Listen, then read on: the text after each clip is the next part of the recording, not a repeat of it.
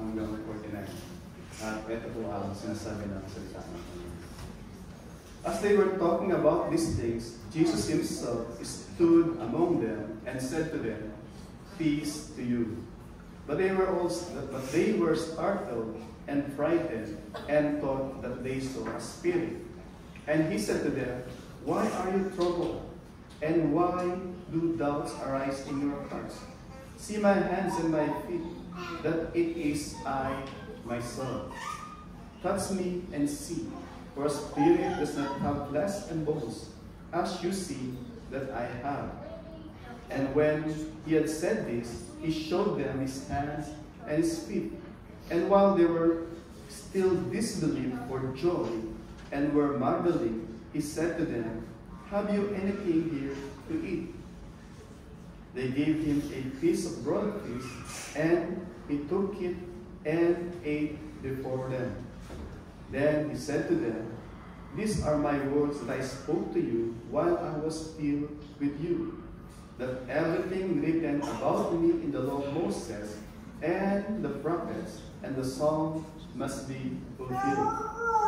Then he opened their minds to understand the scripture and said to them, "Thus it is written that the Christ should suffer and on the third day rise from the dead, and that repentance for the forgiveness of sins should be proclaimed in his name to all nations, beginning from Jerusalem. You are witnesses of these things, and behold, I am sending the promise of the Father upon you, to stay in the city until you are clothed with power from on high." Ito po ang salita ng ating buhay ng Diyos. Tayo po minsan ay nanalangin. Ama naming Diyos, sa tulong ng iyong banal na Espiritu, kami ay lumalapit sa inyong harapan sa sandaling ito.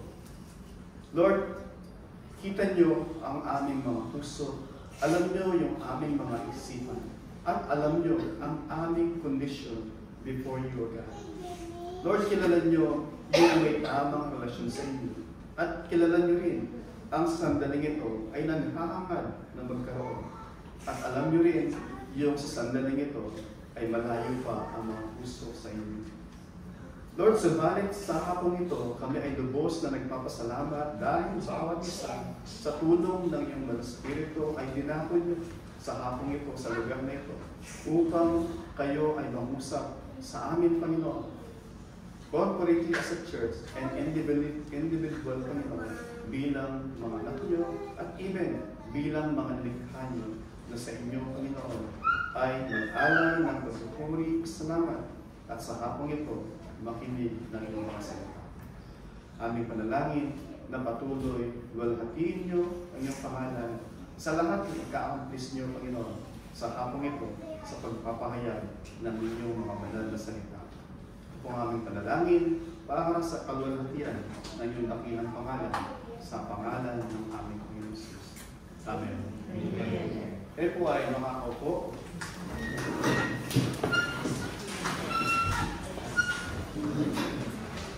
Nagsimula sa chapter 24, verse 1, o bago sa pagtatapos ng chapter 23, alam natin na ang ating Panginoong Jesus, siya ay pinako sa krus, at siya ay yung kanyang katawan ay nilagay sa graveyard, sa libingan.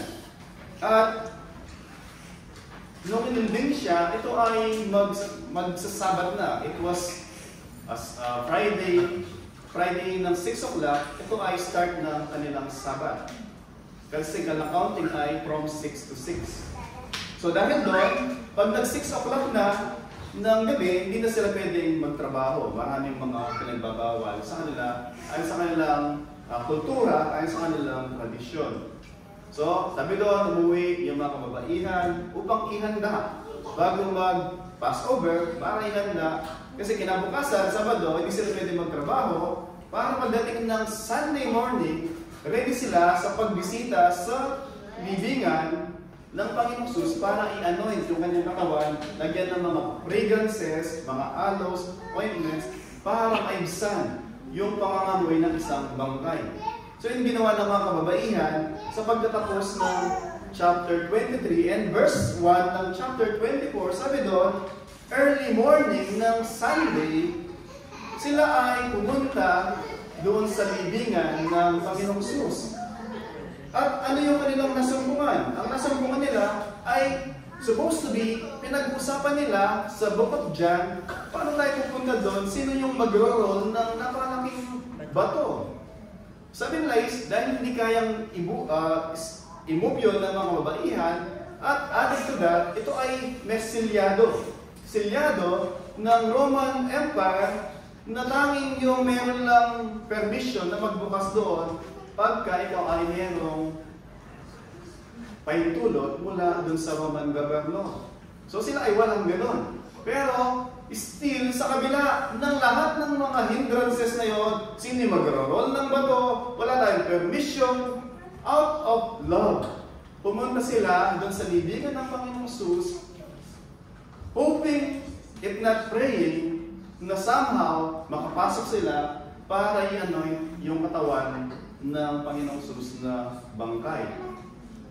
Pero, dinatnan nila, na-rolled na yung bato, at ang tanging nasumpungan nila ay yung linen cloth ng Panginoong Hesus. But then, so sabi sa verse 3, but when they went in, sabi doon, they did not find the body of the Lord Jesus Christ. And sabi doon, they were perplexed. Yung perplexed, nalilito sila, confused. They were perplexed about this. Behold, two men stood by them in dazzling apparel. So meron doon dalawang men, sabi doon, na nagliliwanag yung kanilang mga kasuotan. Sa other account, sabi ni John, dalawang anghel. So sabi doon, and they were frightened. Hindi ka araw-araw na nakakita ng mga tao na nagliliwanag yung kanilang mga kasuotan. Diba? So they were frightened, they were terrified, and bowed their faces to the ground. And the man said to them, why do you seek the living among the dead? Sabi sa verse 5 ng chapter 24. Why do you seek the living among the dead? Para sinasabi ng dalawang anghel, why do you seek the living one among the dead? Bakit hindi hinahanap yung source ng buhay, si Kristo, among the dead? He is not here, but has risen. Wala siya dito. Siya ay nabuhay na maguli. And then, sabi pa ng anghel, remember how He told you while He was still in Galilee. Siya ay nabuhay na muli, kagaya ng kanyang sinabi nung kasama pa ninyo siya. At sabi pagdating sa verse 7, that the Son of Man must be delivered into the hands of sinful men, be crucified, and on the third day rise. And they remember His word. So sinabi niya yun, at naalala nila.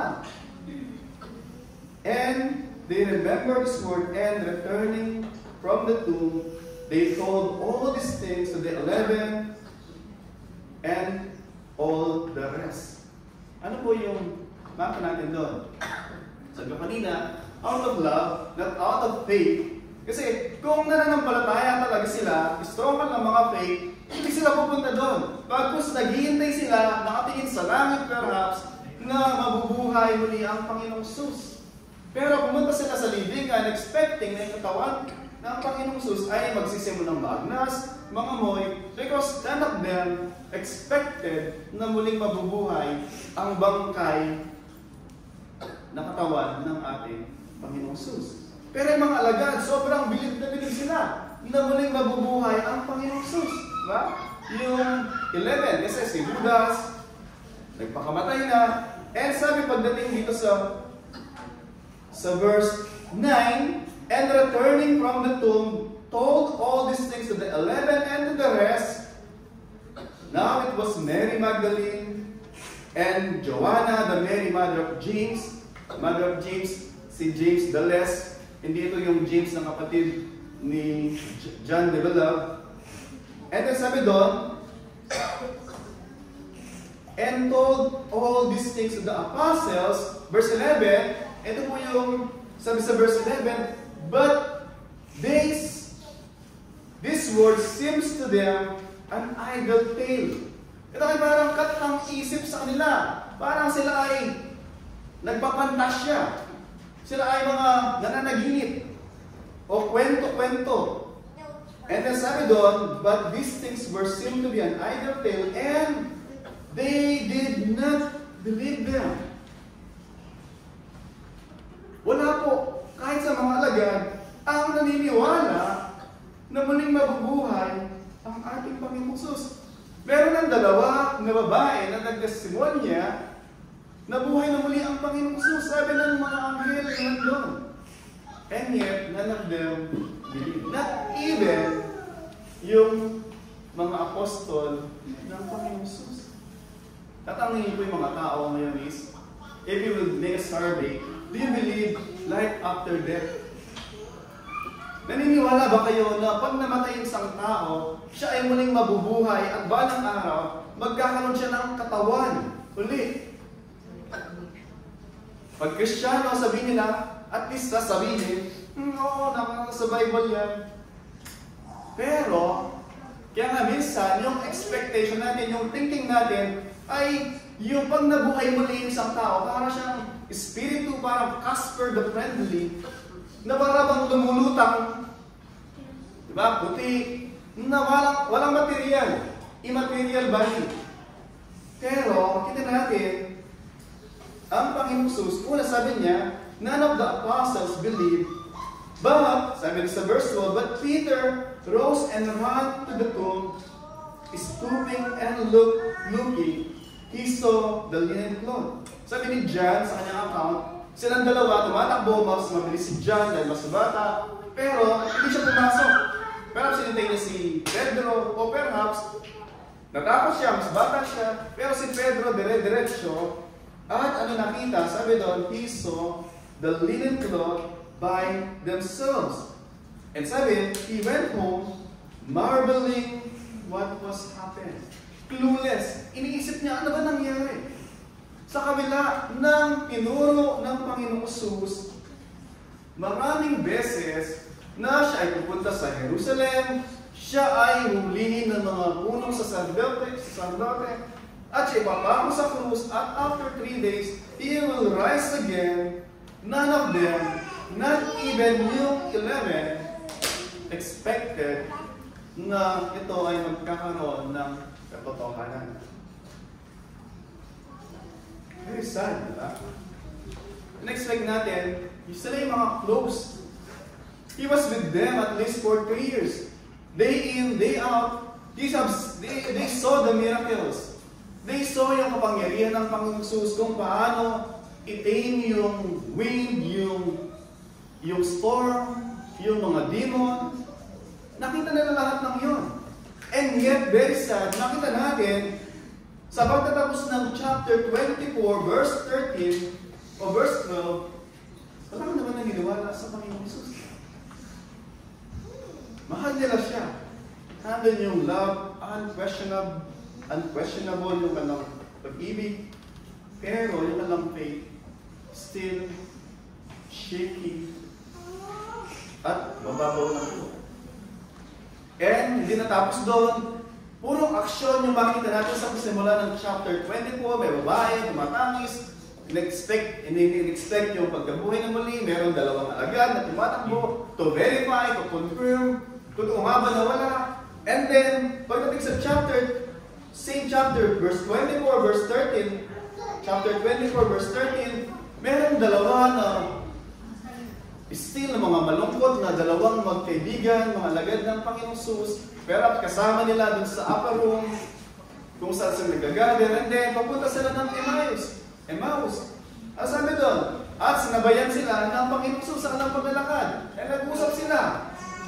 Ano pinag-usapan nila? Pinag-usapan nila yung nangyaring kamatayan ng Panginoong Hesus. Sabi sa verse 13, that very day, 2 of them were going to a village named Emmaus, about 7 miles from Jerusalem, and they were talking with each other about all these things that had happened. And while they were talking, discussing together, Jesus himself drew near and went with them. Yung pinagluluksa nila, bakit sila nakatungo sa lupa habang sila naglalakad ng 7 miles, sabi ni Pastor Lawrence, from Pastor Dong's house, papunta rito, ganun ang nilalakad nila. Dahil kasama nila yung mga alagad at ibang mga tagasunod ng Panginoon Jesus, and then uuwi sila, pero yung kanilang pinuntahan ay panuluyan, bahay panuluyan o hotel.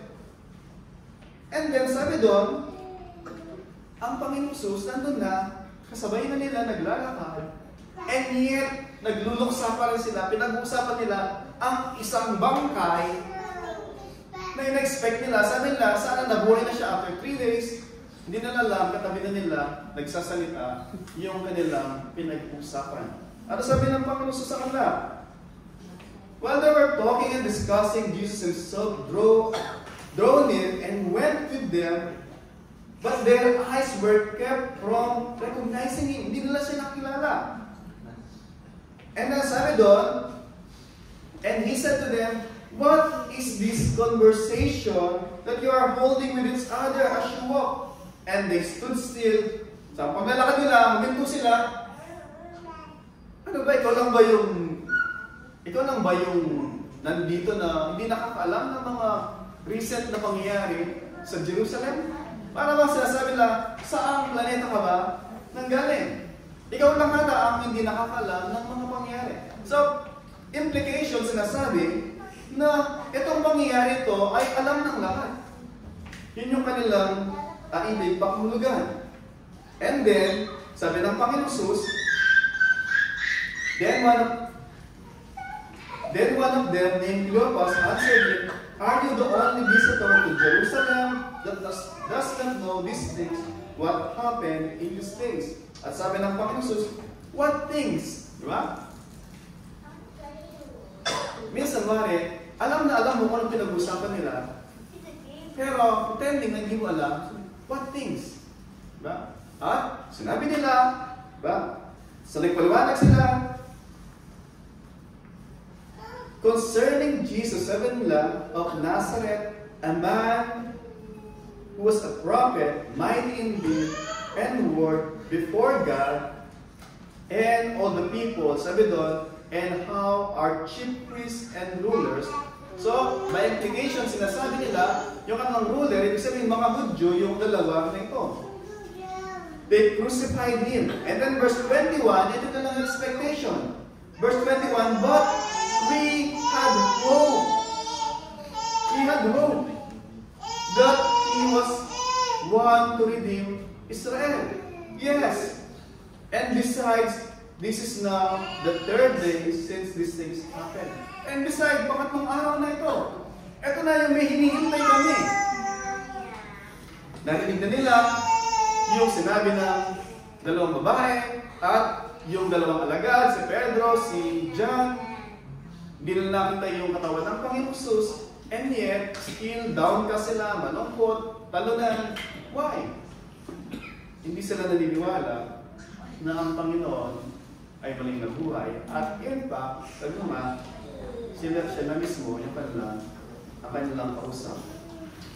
And then verse 23, and when they did not find his body, so kinuwento nila, they came back saying, even we have seen a vision, angels who said that he was alive.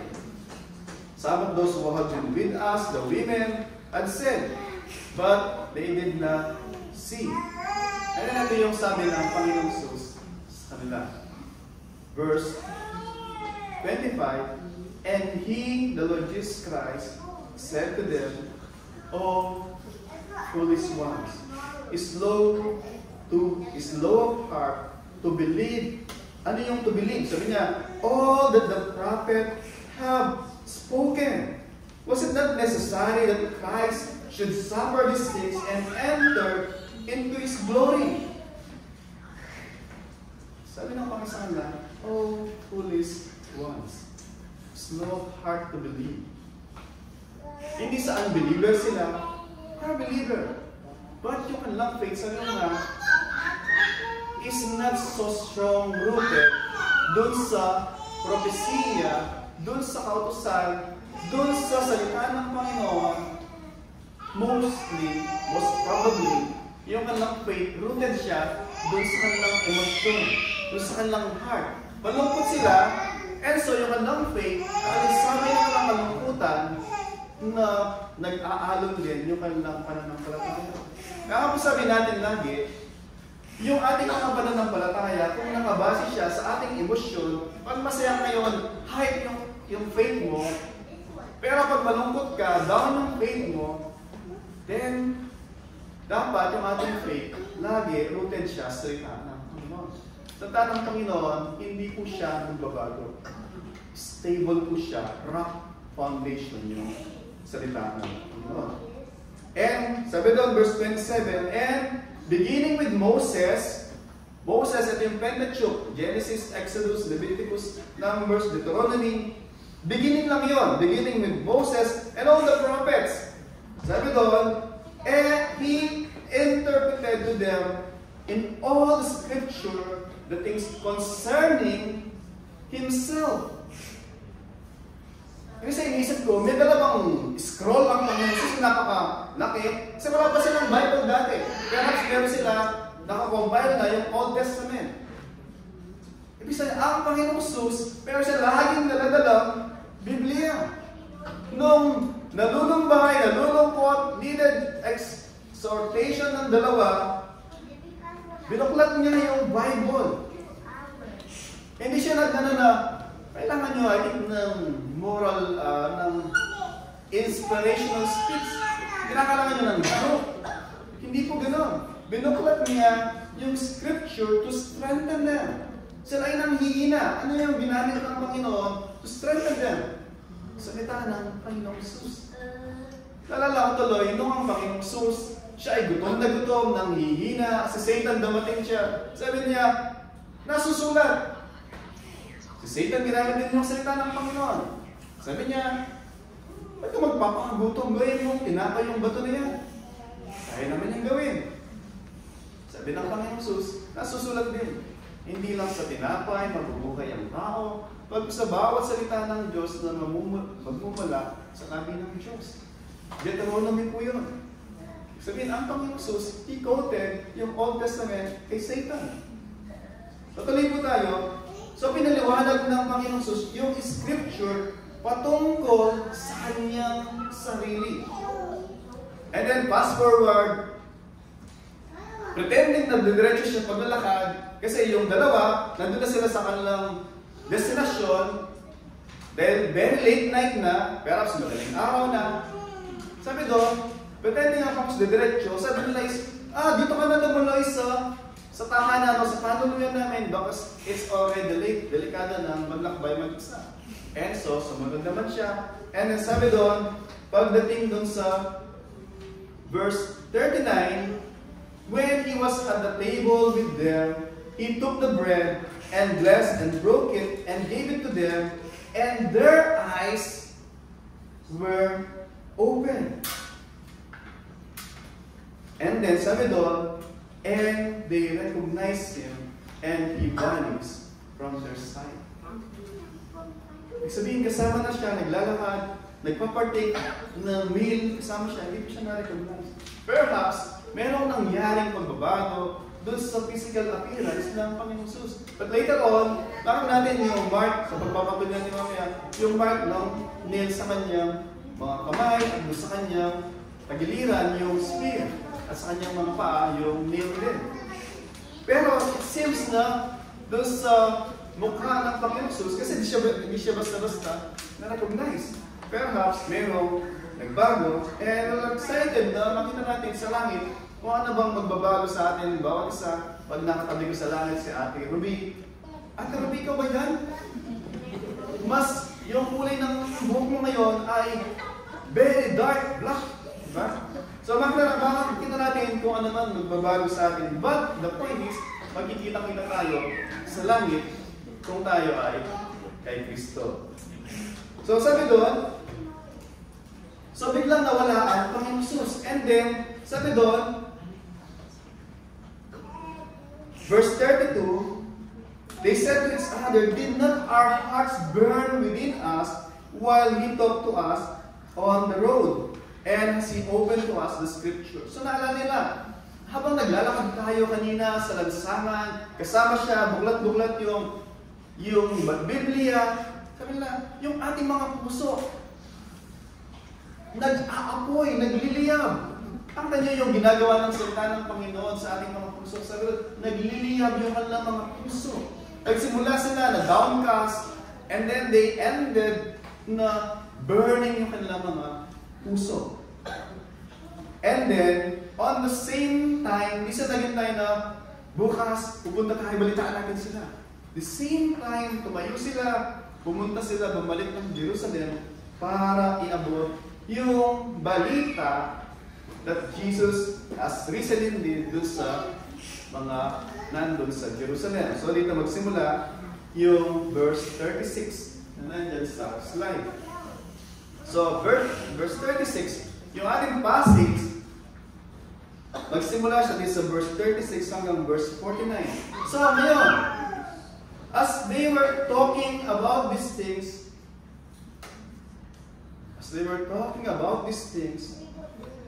Jesus Himself, di pa pala yun, later pa pala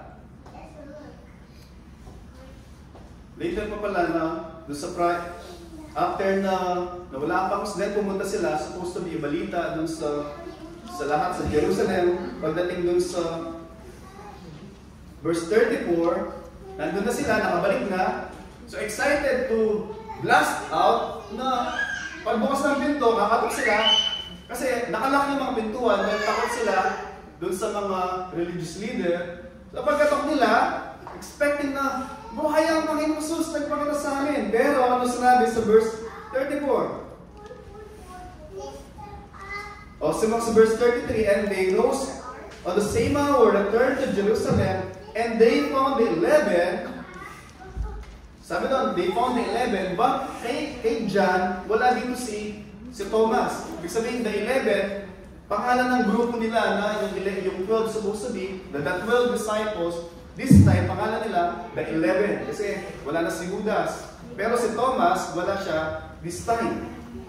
Sabi nila, saying, yung verse 34, saying, yung nagsabi dito na, the Lord has risen indeed, hindi po yung dalawa. Ba't yung nasa loob? So pagpasok nila, supposed to be sabihin nila, the Lord has risen indeed. Yun ang supposed to be sabihin ng dalawa na nakakita sa Panginoon Jesus, pero baliktad. Yung nasa loob, yung nagsabi, sabi doon, the Lord has risen indeed.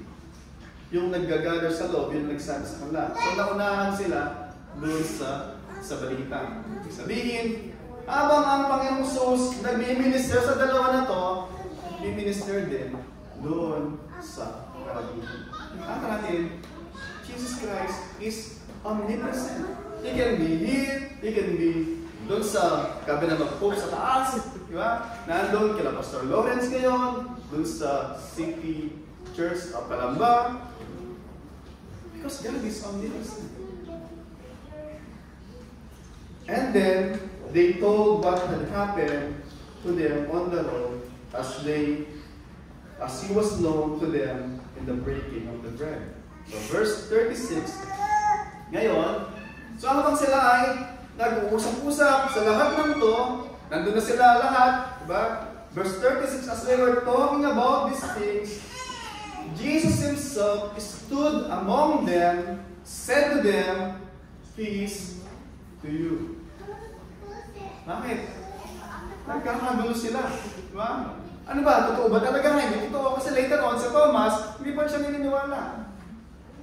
Sabi ng Panginoon sa kanila, peace to you.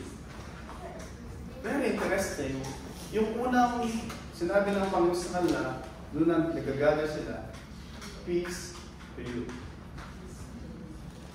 Dito, sa bayan ito, diba? At even sa Muslim country, usually, batian, salam alaikum, diba?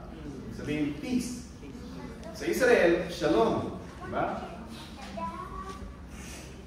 However, hindi ito yung custom lang o na normal na pagbati ng pangsakalana.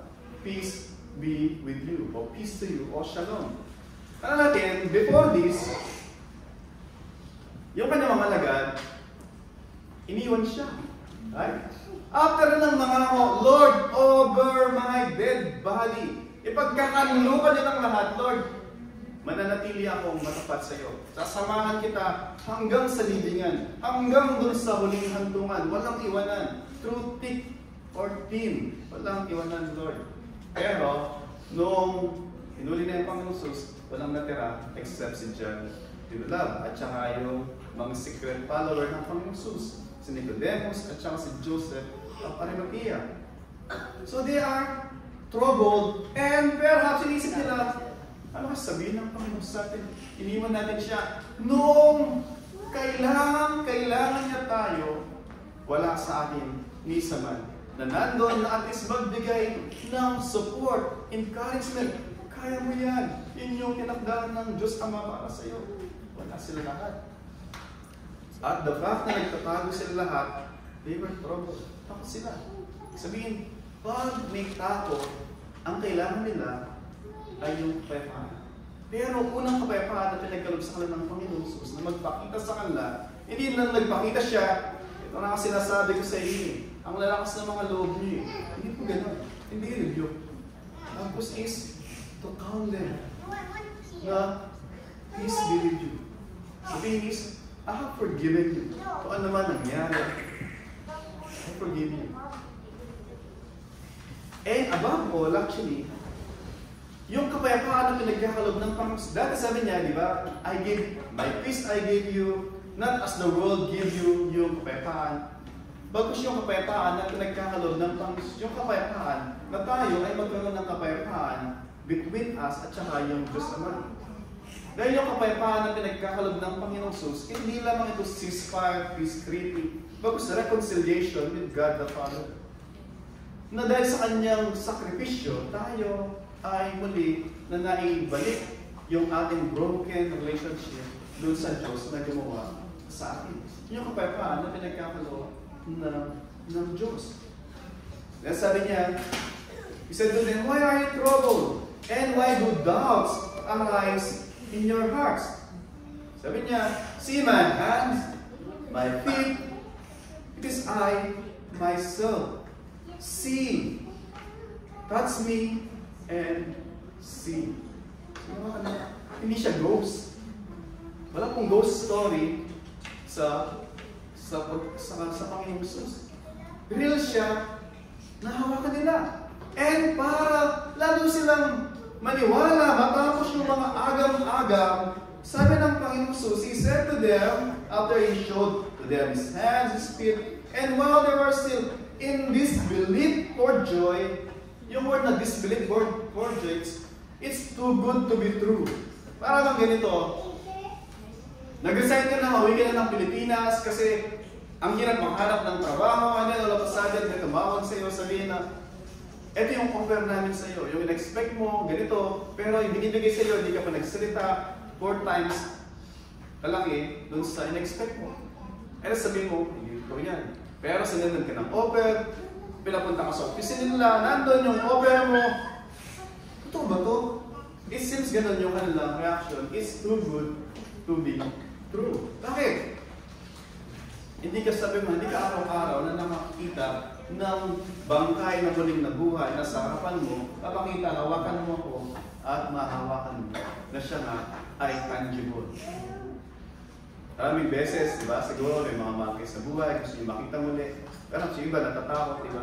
Pero yung iba na nag-isip na kung saan may babalik lang yung panahon, yung makasama sila ulit. Di ba? Gusto natin na makita sila muli, mahawakan. But then, sabi mo nga, mangyari yun in the future dun sa muling pagkabuhay ng mga patay at tayo ay will be with the Lord.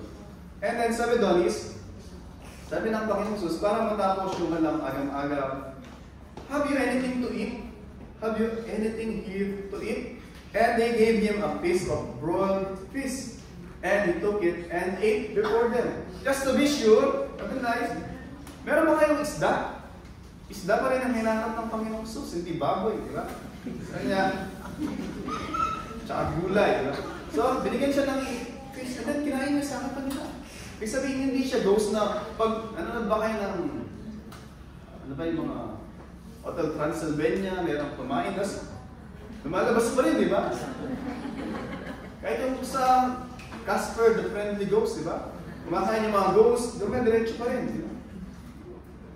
Hindi ng biblical na resurrection body na magkakaroon tayo. Hindi rin ganun yung resurrection body na Panginoon Jesus. Totoo siyang katawan, pwedeng kumain, pwedeng tumagos dun sa pintuan. Later on, doon si Thomas, nagdaduda siya, di ba? Pumasok siya din. Hindi naman daan sa pintuan. Diba sa pintuan, pero nakasara yung pintuan, siya ay tumatagos.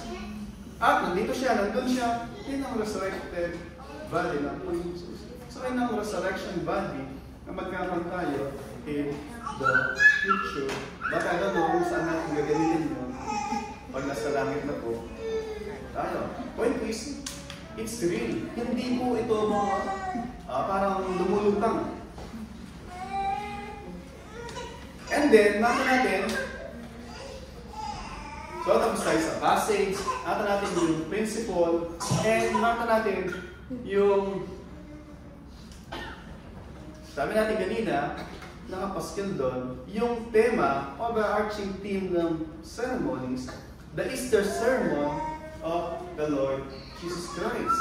At makita po natin, sa sermon ng Panginoon sa kanila, yung sermon niya sa kanila, mag-i-start siya dun sa verse 44. So, yung Easter sermon ng Panginoon Jesus, magsimula sa verse 44 hanggang verse 49, contain siya ng at least 4 na bahagi. Well, sabi ni Pastor Dong, yun ay introduction pa lang. Bagkus sa atin, nandun na yung principle, and then ikan natin ngayon, under nun, itin natin yung 4 na content ng sermon ng Panginoon Jesus patungkol sa Easter. So una, makita natin yung sermon ng Panginoon sa kanila, it's a biblical sermon. Biblical. Bakit nasasabi biblical? Sabi niya, He said to them, verse 44, "These are my words that I spoke to you while I was still with you, that everything written about me in the law of Moses and the prophets and the Psalms must be fulfilled." Ano po sinasabi ng Panginoon Jesus? Nasusulat lang lahat ng yan. It's written in the Bible, at least in the Old Testament. So ano po sinasabi ng Panginoon? Hindi siya nagsimula lang pagpakita niya sa kanila, sinabi niya na ngayon nakita niyo na nandito ako, yun yung katawan ko, ngayon bibigyan ko ngayon ng ito yung exhortation o ito yung encouragement ko sa kanila. Hindi, sinabi niya bilang basihan ng kalampalataya para hindi mabase doon sa emosyon, kasi very hype sila. Nakatabuhay muli ang Panginoong Jesus. Hindi enough na nakabase doon sa kaligayahan, doon sa kanilang emosyon na nakita, the supernatural na resurrection ng Panginoon Jesus, yung kanilang pananampalataya. Bagkus lagi yung preaching ng Panginoon Jesus, di kalampi mabase doon sa salita ng Panginoon. Sabi niya, nasusulat. Lahat ng to na sinasabi ko sa inyo from Galilee, at lahat na sinabi ko habang tayo pupunta sa Jerusalem bago ipako sa krus, lahat ng to ay nakasulat na sa salita ng Panginoon. So yung sermon ng Panginoon Jesus sa kanila ay makita natin base sa salita ng Panginoon Jesus o base sa salita ng Diyos. So tayo po, pagka tayo ay maghahanap ng o pupunta na isang church, whether nandito tayo, nasa Pilipinas, o perhaps nalayo kayo, napunta kayo ng Ras Al Khaimah, napunta kayo ng Abu Dhabi, napunta kayo ng Sharjah.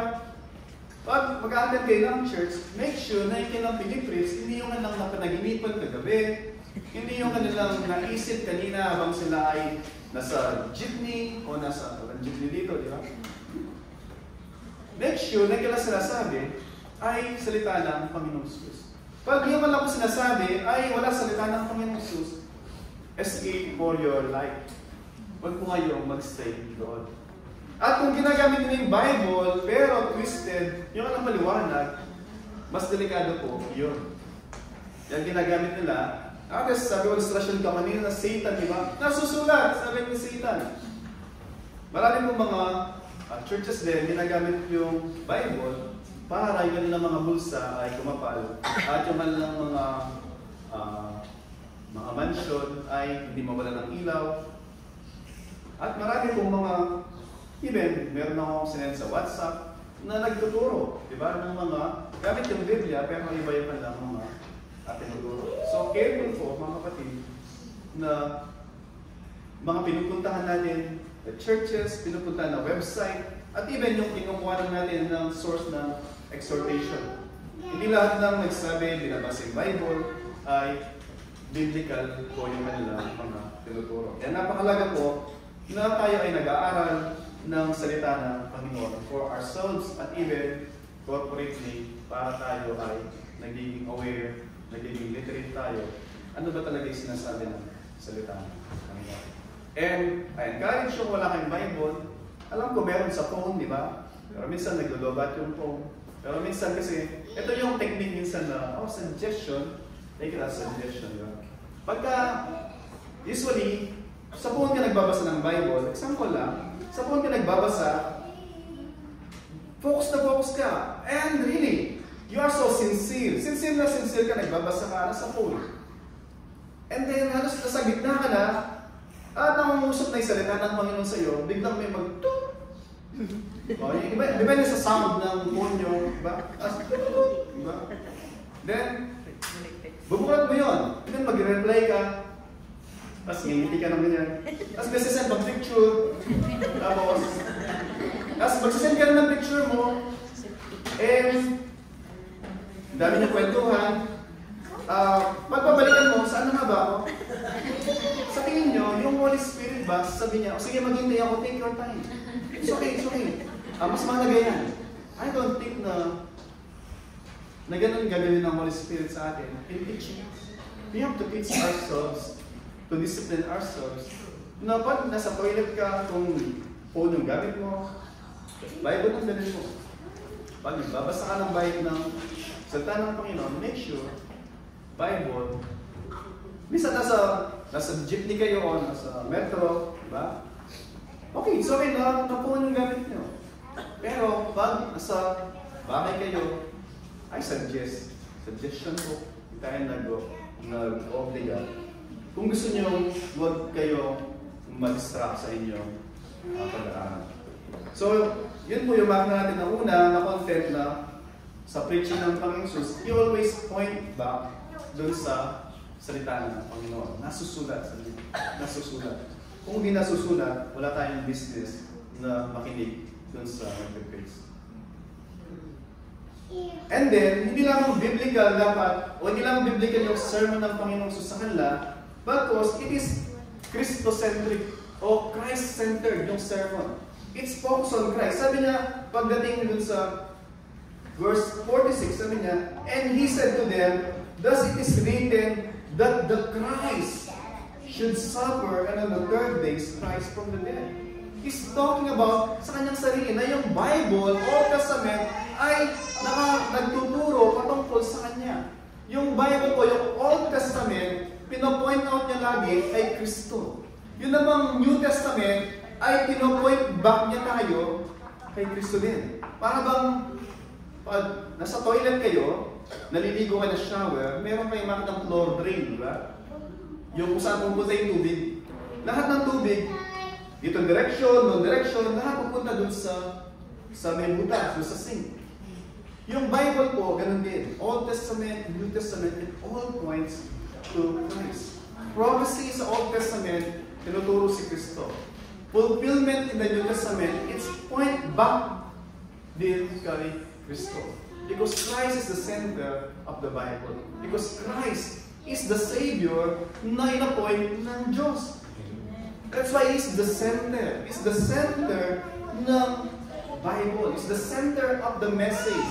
Kaya even ang Panginoon Jesus, yung kanyang sermon sa Easter, it is Christo-centric. It's Christ-centered. So, minsan, nung sa Pilipinas kami, ni Sister Joy, sa Iris pa lang baby namin, nakikinig ng sermon, and then, sakto-sakto, election noon, without, hindi tayo nanihira ng mga personality, but ito lang yung nangyari. So, bago kami umatid muna kami ng church, kasi dami namin napuntahan, iba-iba. Pero may napuntahan kami, kahit medyo malayo, so pumunta kami, kasi may malapit naman, kaya lang na-testing namin, iba yung tinuturo, by packet book yung tinuturo. Hindi book, ibang book, di ba? Nasa packet niya, di ba? So pumunta kami doon sa isa, Bible naman talaga yung hawak, pero nung sinabi na niya, sa Psalm yung tinuturo, David, meron na po tayong bagong David. Wow! Yung bagong David, in-expect ko si Jesus Christ as the new David ng New Testament. Si brother, iboto po natin siya. Siya yung pag-asa na, sabi ko, ano napunta sa Bible si brother? Sabi ko, bakit ganun? Pag nilagay mo na si brother dun sa sermon mo, dun sa sinasabi na sa ng Panginoon, you are replacing Christ na pag-asa na at hindi tayo nangangampanya dun sa sermon. So pagka yung tao, sinabi na niya, magbigay po kayo ng siksik, liglig, umaapaw sa church at kayo magpapalain. Hindi po yun Christ-centered. Sabi ng Panginoon Jesus, sumunod ka kay Kristo, bibigyan niya sa'yo, krus na papangkuin. Hindi siya nangako na madaling buhay. Nangako siya ng habang buhay, eternal na buhay. Pero yung papunta doon sa buhay na walang hanggan, hindi niya sinabi na madali. Mahirap siya. Pero, eternal siya na walang paghihirap, nandun yung buhay ng siya-siya. Si Pilipinas. Amen. So, uli po, yung mensahe ng Panginoon Jesus, it's focused on Christ. Because Christ, sabi ng Panginoon Jesus, there is no other name by which men and women must be saved, except in the name of Christ Jesus our Lord. And then sabi niya, pagdating sa verse 47, so Christ should suffer and then rise after the third day. And sabi niya, yung pangatlo, na-content naman yung sermon, hindi lamang ito biblical, hindi lamang Christocentric o Christ-centered. It is an evangelistic sermon. Ano po yung evangelistic sermon? Pag sabi mo evangel, ibig sabihin good news. Evangelist, yung evangelion, ibig sabihin is good word, good message, glad tidings. May good news kasi merong bad news, di ba? But yung bad news actually, yes, bad news siya, pero really bad yung bad news kung walang good news. Pero, yung bad news, not so bad pag may good news kasi ibig sabihin may solution dun sa bad news. At ano yung good news? Una, yung bad news is, the bad news is, Romans 3:23, all have sinned and fall short of the glory of God. At nung sinabi niyang all, lahat. Diba? Good girl ka, good mom ka, good, kahit anumang good na meron ka, still, you have fall short dun sa righteous requirement ng Diyos. Kahit gano'n pa tayo mag-good. Pero meron lang nag-iisa na perfectly i-obey. Perfectly yung requirement ng Diyos. Yun yung Panginoong Jesus. Siya lamang yung nakasunod. At dahil doon, nagkaroon na good news. Good news that we don't have to pay for what we cannot pay. Alam mo yung wari, meron kang, isa may makulit na tao na, hindi, gusto ko talagang bayaran eh. Wari, hindi mo kayang bayaran. Minsan yung tao, wari, naranasan nyo na ba na sa Pilipinas, sumakay ka ng jeep, tapos may nagbabayad na para sa iyo, gusto nyo matutuwa ka, hindi, ako na. Tapos nagkukulitan pa kayo, sabi ng driver, sige nga, tanggapin ko ng pareho.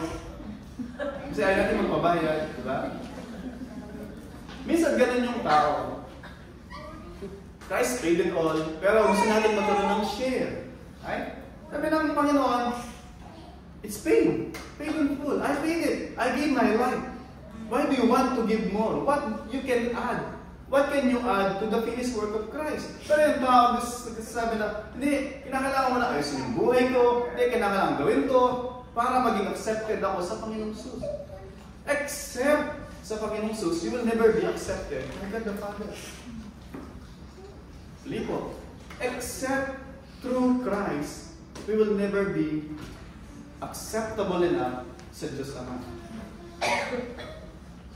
Pero, with Christ in our side, kahit gaano man tayo kamakasalanan, ano man yung itinutuya ka na ng pamilya mo, nireject ka na ng lahat ng tao, dahil sa mga totoong nakalipas natin, gaano man ka-dark yung past natin. With Christ, God the Father accepts us. Hindi for who we are, but kung sino tayo because of Christ. Dahil si Kristo, sasagutin niya yung ating mga kasalanan.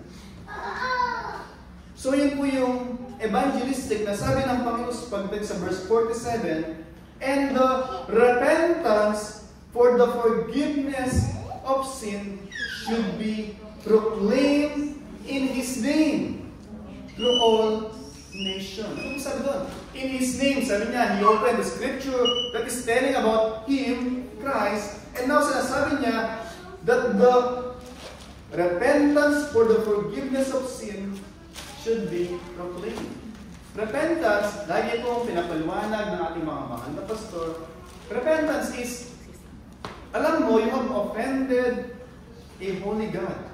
Ito dati ginagawa mo, persistent ka dito sa direction na to, and then by God's grace, nakita mo na, hindi pala ito yung nais ng Diyos. You made a complete 180-degree turn. So dahil mapunta ka dyan, nalaman mo hindi ng nais ng Diyos, nalaman mo na mali pala ginagawa mo, nalaman mo that you have offended, and you are offending a holy God, you have turned from sin, from unbelief, from self-righteousness, from self-effort to Christ. It's not turning from whatever na ano man sa mundo and turning to just any other option. But it's turning from anything of this world to Christ. Yun po yung dapat natin makita. Turning to Christ. From ourselves to Christ and from any idols na in-offer ng mundong ito, papunta kay Kristo.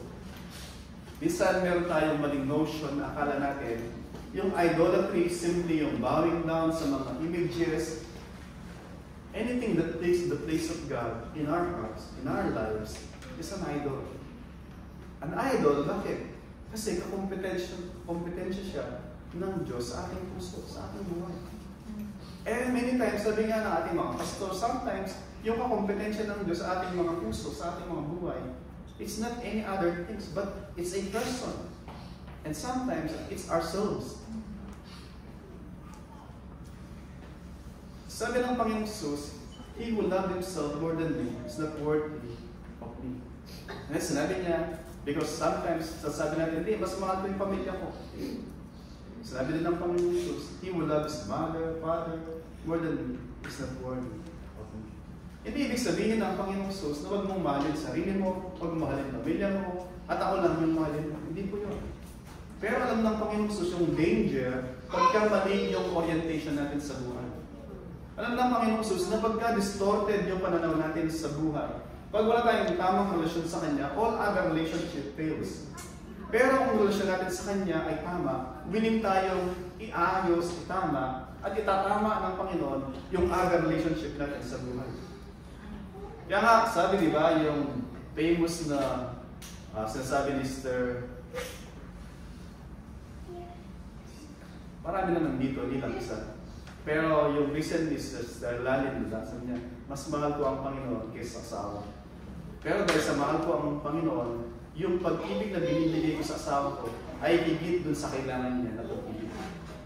Hindi exactly ganun, sabi niya, of course, amplified version. Mr. Joseph. Point natin is, mga kapatid, pag sinasabi sa inyo ng mga nobyo nyo, ng asawa nyo, mahal na mahal kita kaysa sa lahat ng tao o sa lahat ng nilalang sa mundo, Matakot po kayo.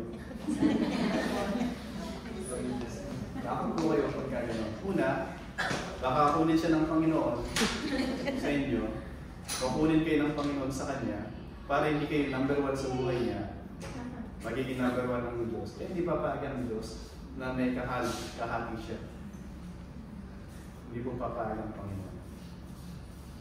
So, point ko po is, pagka ang Panginoon, number 1 sa buhay ng isang tao, all other relationship should follow number 1. So, yung mga asawa po nyo na wala sa Panginoon, sharean nyo po ng salita ng Panginoon para umayos sila. Para mahalin nyo ng Panginoon at mahalin kayo ng biblical. So, ito yung sikreto. Start nyo sendan ng Bible verse ng asawa nyo. Perhaps sa una, magtataka sila, Killjoy naman. Sabihin lang sa'yo, nilalagnat ka ba? Yes, better magtataka sila. Never mong ginawa sa 40 years na pagsama nyo sa buhay nyo, na mag-send ka ng Bible verse, di ba? Ano yung send mong Bible verse? God so loved the world, di ba? He gave His only begotten Son. Naman na, sa tingin nyo na, especially yung verse na kailangan niya sa kanya sitwasyon. Sabi ko nga, magtataka siya for sure. Hindi ko makalimutan, muna ako nag-I love you sa nanay ko noong college ako. Never ako nag-I love you, never ako nag-mom, never akong ginamit yung word na ate, kuya, hanggang nung college ako. Bakit? Kasi mga pag lumaki sa hirap, matigas ka. Hindi ka marunong umiyak. Defense mechanism mo yun. Para sa akin nung mahirap, nung bata kami, yung mga mahina, iyakin, parang walang puwang dun sa, walang puwang sa lipunan, kundi kawawa. Kawawa ka na, kakawawain ka pa ng sandibutan. So, ang naman nila, hindi ako marunong umiyak. Never ako marunong mag-I love you. Sister Joy lang natulong mag-I love you. So, bago gumraduate, di ko makalimutan, umatid na ako, di ko alam yung Corsilio. So, umatid ako ng Corsilio. Pag-uwi ka ng bahay, sa Corsilio, lahat susunduin sila, iyakan sila, mga magulang, mga kasama ko. Pero ako, magbabiyay pa ako, Laloma, papunting Pampanga. Sabi lang, anong gagawin ko pagdating sa bahay? Nahiya pa ako, awkward, di ba? Iyakapin mo yung nanay mo, galang. Pero unang hawak sa kamay ng nanay ko, nagmano ako. Yung nanay ko, mas matigas sa akin. Nanay ko, dahil nabalo siya ng maaga, bago siya mag-40, 38, 37, balo na siya. May 7 siyang anak, ang bilis nila, 7 agad. Sunod-sunod, tapos meron pang 2 years old, ako nasa gitna. Sabi ko nga, defense mechanism, kinakailangan, strong. Pero nung inukamay niya, nagmano ko, para siyang bumabagyo yung kanyang mga mata. At first time ko nakita ang lumuha. Wala pa ako sinasabing I love you. Niyakapin ko siya, wala pa rin I love you. Nanginginig siya sa ano ba nangyari sa anak ko. Point is, very awkward sa una. Nahiya akong gawin ko. And then, looking back now, nakita ko ng mga kapatid ko na mababait. Ang mabait ng mga kapatid ko. Ako na matigas ulo, ginawa ko. Kung kayang gawin nung kapatid natin na yun, kaya natin gawin. Excited sila na mag-I love you sa nanay ko, mag-mara. And then sabi na, group hug. Hindi ginawa yun. Pero point is, sa una ko, mga kapatid, mag-send ng word of God sa inyong mga pamilya will be a challenge. Kasi sabihin nila sa inyo, totoo ka na ba? Mag-challenge po kayo. Mag-challenge nila kayo kung totoo yung sinasabi. Kung totoo sa inyo yung sinasabi. Pero, I guarantee you, sabihan ng Panginoon, pag nag-send kayo ng pa, ma, baby, anak ko. Isa may mga nakakalungkot, mag-ina, mag-ama, hindi nag-I-love you sa bawat isa. Sad po yun. Bilang latay na ngayon, yung mga anak ko, di kaya mag-I love you sa akin. Malungkot po yun. Especially nandito ka sa abroad. Nakalungkot ng buhay dito sa abroad. Tapos mga pamilya mo, by God's grace, nasusuportahan mo, ikaw, naghihirap ka dito. Tapos, yung compliment lang na ma-receive mo once a month, may pin number na po ba?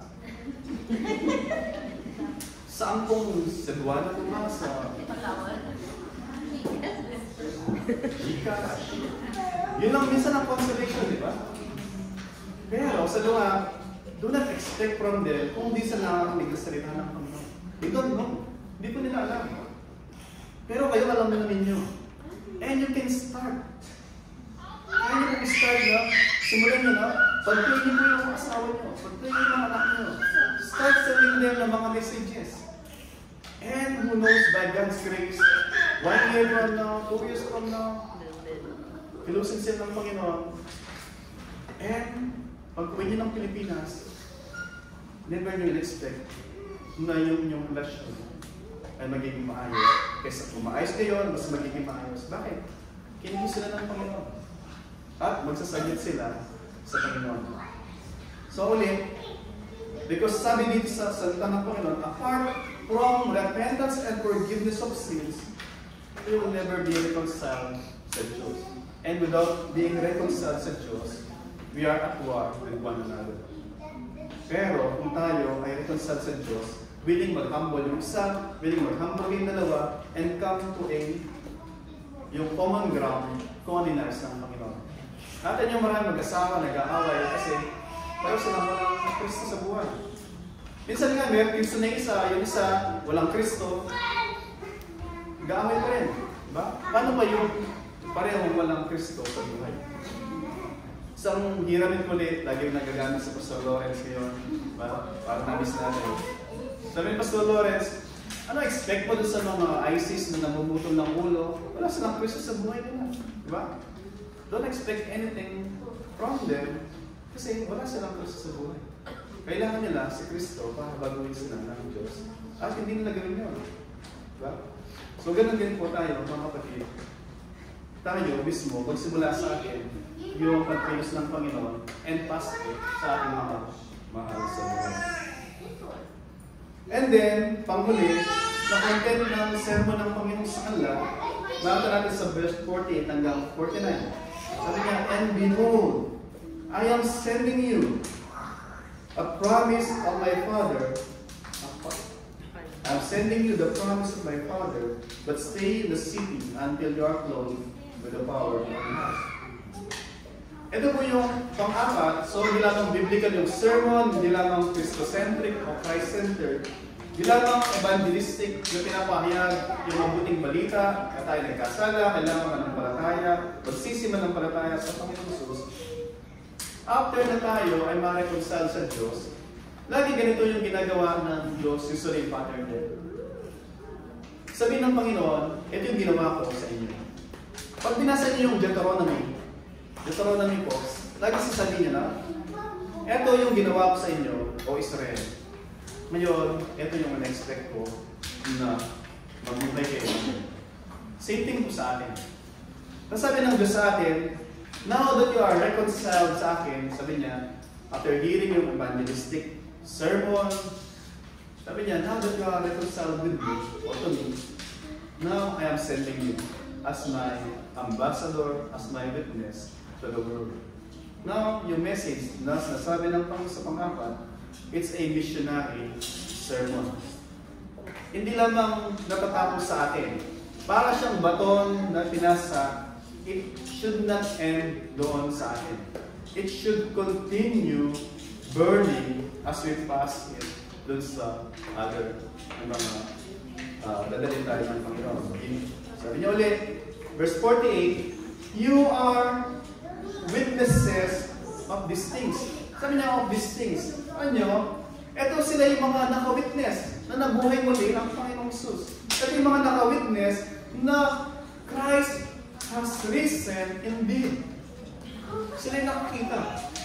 Sabi ko, dito di ba yung nakakandado yung kwarto nasan sila? Because they were terrified sa mga religious leader.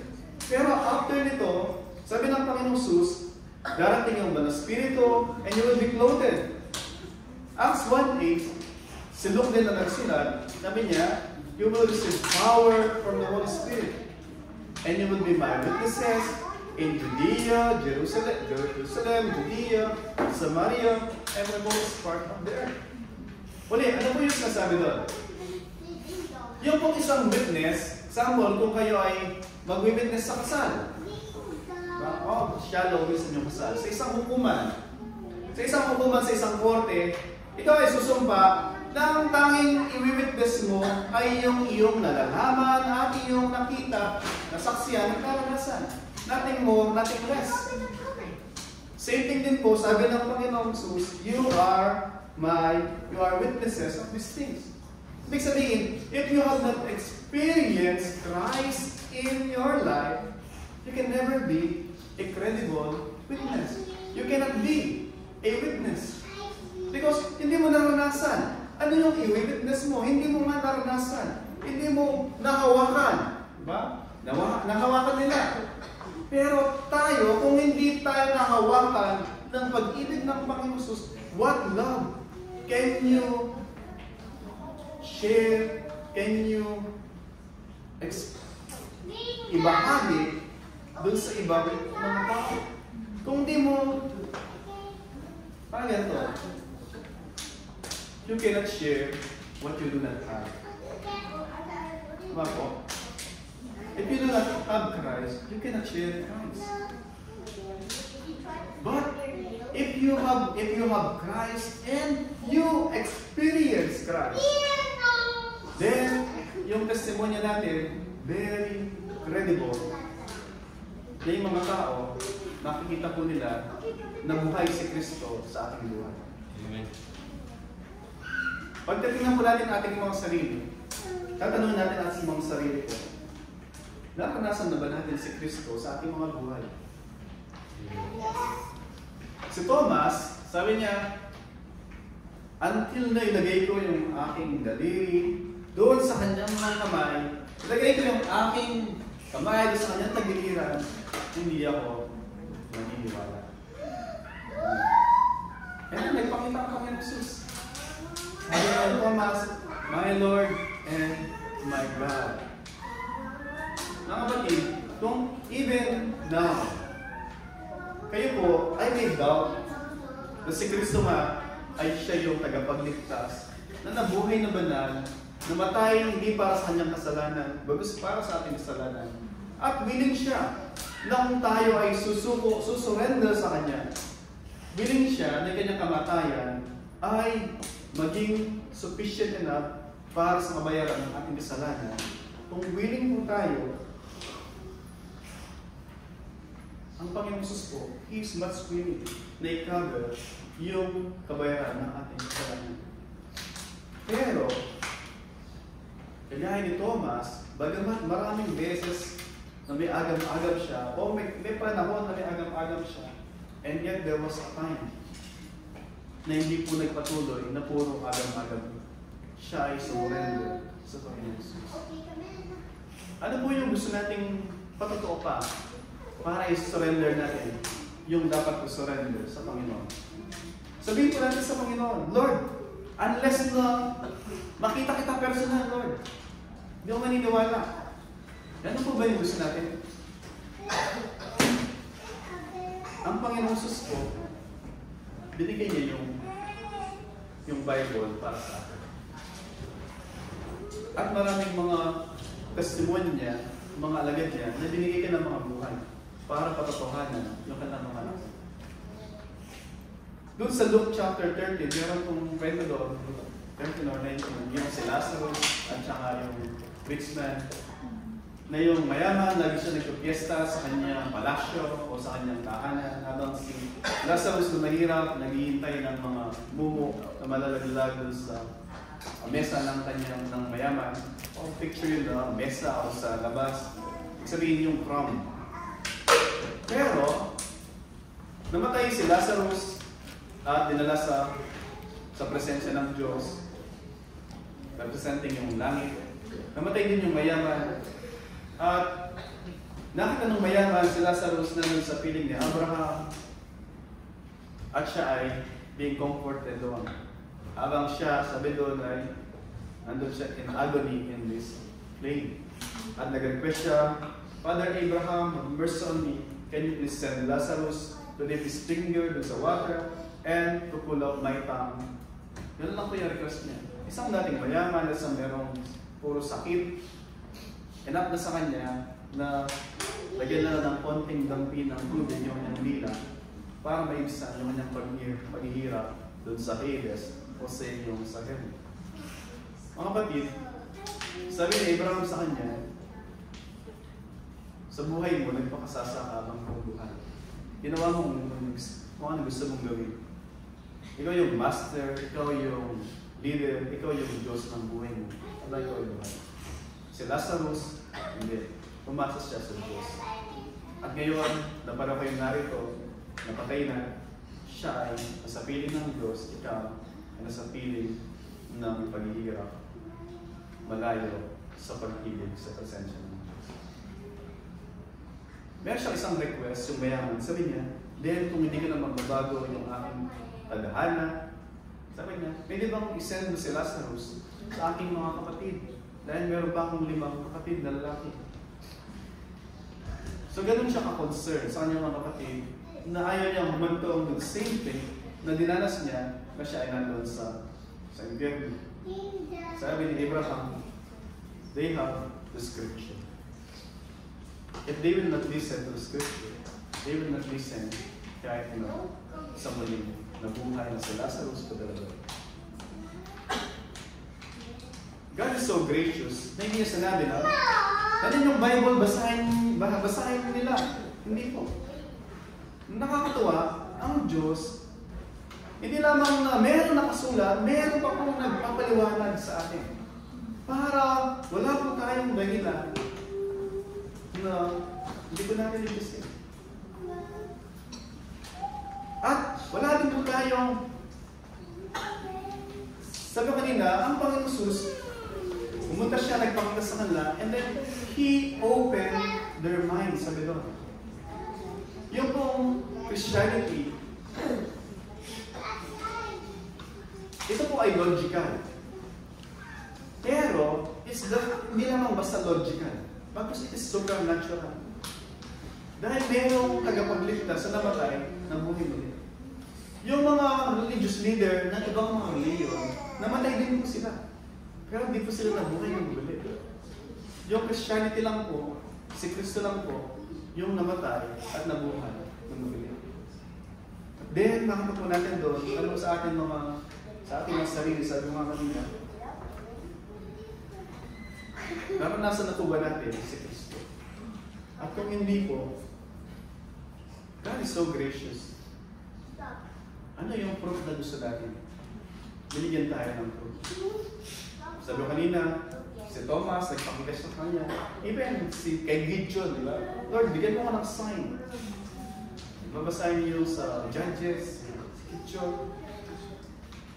At even now, I think, kung I believe, sabi ng salita ng Panginoon, if you seek me diligently with all your heart, you will find me. I believe doon sa pangako na ngayon ng Diyos na kung meron talaga tayong genuine na agam-agam, na sincere talaga, kausapin natin ng Diyos, ang sinasabi ng salita ng Panginoon, He will meet us. Kakatagpunin tayo. Because God, sabi ng Diyos, there is no joy dun sa na mag-perish yung isang makasalanan away from His presence dun sa place of punishment. There is no joy dun sa Diyos, dun sa kahatangan ng makasalanan. There is justice. There's no joy. There's glory. There's no joy. And why suffer kung pwede tayo lumapit sa Diyos and be reconciled sa Diyos na nagmamahal sa atin? Let us all stand, and as we pray for, I encourage you na mausap po tayo sa Panginoon. At tanongin po natin siya.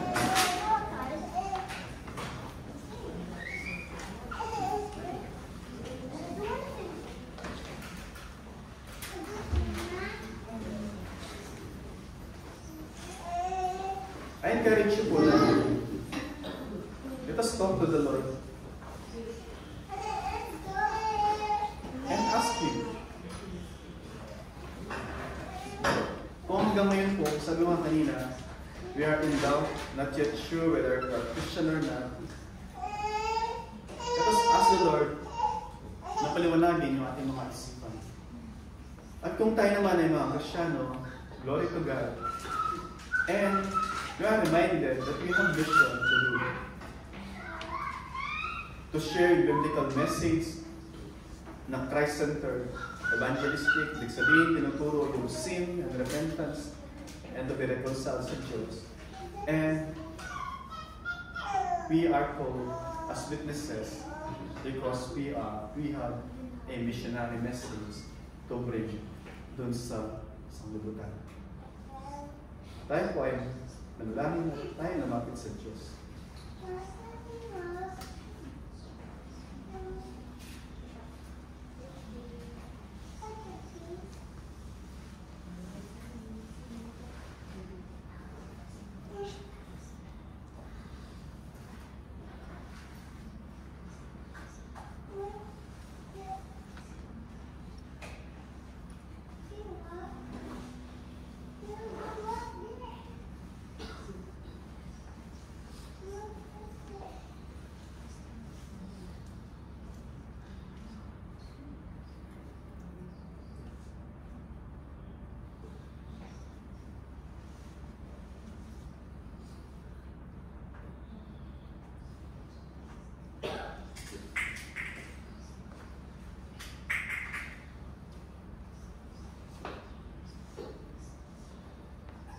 Ama namin Diyos, salamat o Diyos sa inyong biyaya, sa inyong habang, sa inyong pag-ibig, for your long-suffering patience. Lord, bagamat maraming beses na kami, Panginoon, ay nakihila, nagdududa, nag-agam-agam, Panginoon. Lord, hindi niyo po kami iniwan, Panginoon. You are always there. Not just waiting, but even calling us, Panginoon, to come to you, respond to you, Panginoon. Lord, thank you so much. Because while we were yet sinners, running away from you, Panginoon, you are so gracious and calling us unto yourself, Panginoon. Lord, help us. Save your people, Panginoon. Lord, yung mga tao na dinala niyo sa sandali nito, sa lugar na ito, Panginoon. We pray. Naimik niyo po, Panginoon. Hindi yung sinasabi na ka ng mga gabi, but push yung cry na ka ng mga puso, Panginoon. Pagpuin niyo po sila, Panginoon. Ligtas niyo po sila. And even, Lord, nawa after this teaching, Panginoon, Lord, may we have yung compassion dun sa mga lost, Panginoon, that we may share the same message na natanggap namin, Panginoon. A message that is biblical. A message that is Christ-centered. A message that is evangelistic. And a message to the world that is missional, Panginoon. Lord, help us. By doing so, Panginoon, we are proclaiming that indeed we are the people because we are concerned dun sa concern niyo, Panginoon. Your concern is our concern. And your joy is our joy, Panginoon. Lord, thank you so much. Kayo ang nabalhati sa lahat na i-accomplish sa inyong mga anak, sa i-accomplish ng inyong church sa puno, divine, and of the Spirit of God. And now, beloved, knowing all this message beforehand, take care that you are not carried away with every error of lawless people carrying a wrong gospel, but people of the Lord that are saturated by the Word of God, so that we will be stable in our faith and never to lose our own stability, but grow in the grace and in knowledge of our Lord and Savior Jesus Christ. To Him be the glory both now and on the day of eternity. Amen.